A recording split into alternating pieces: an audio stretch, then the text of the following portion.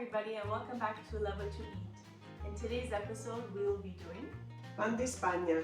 It's an Italian sponge cake. And for this recipe, you will need eggs, flour, and sugar. Very simple. And we will show you a plain version and also how to decorate it. Great, so we're going to get straight into it and show you just how easy this is to make. Prior to making the cake batter, ensure that you have greased and lined your pan because once the batter is done, it has to go straight into the oven.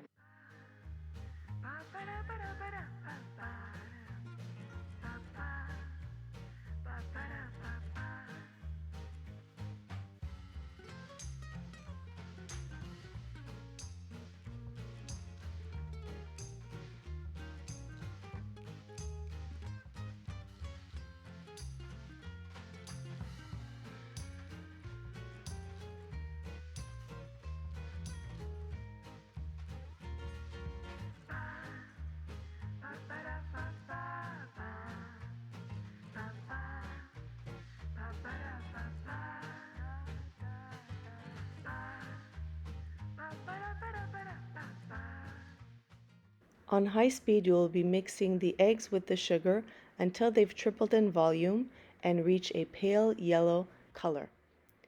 At that point, you will stop the mixer and test for the ribbon effect to ensure that the batter is done. This whole process took about 15 minutes. Be sure to add the flour in increments because you do not want to overpower the batter. We're looking to keep the air inside the batter, so you want to do this gently and slowly. This whole process took about 5 minutes.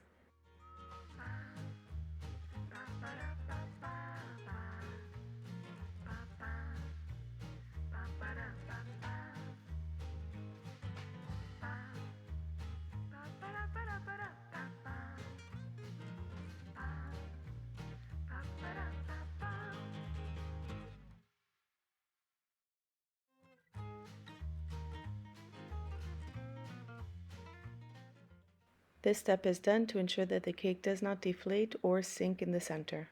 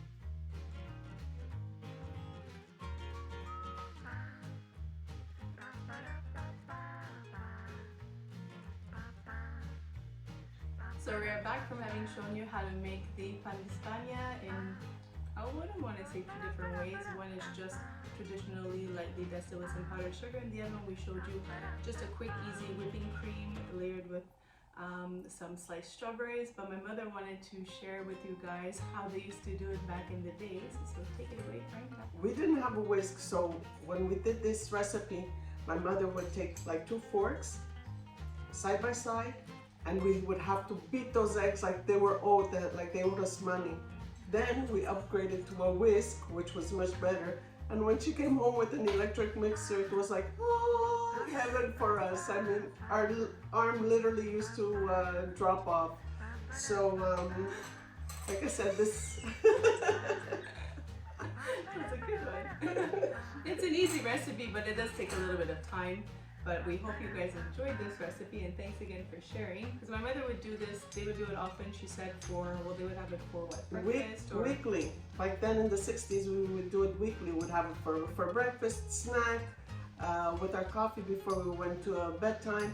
So this was a staple. I think everyone's house back then had the pan di Spagna always ready on their counter to receive guests, because back then, the doors were closed, but they were never locked. So there was always a quick ding dong, and people would just walk in and say, "Hey, no permesso," we'd say "Avanti."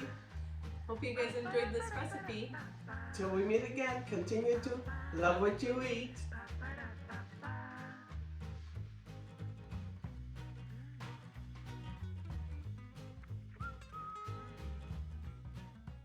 Stay tuned for more mother and daughter baking on Love What You Eat.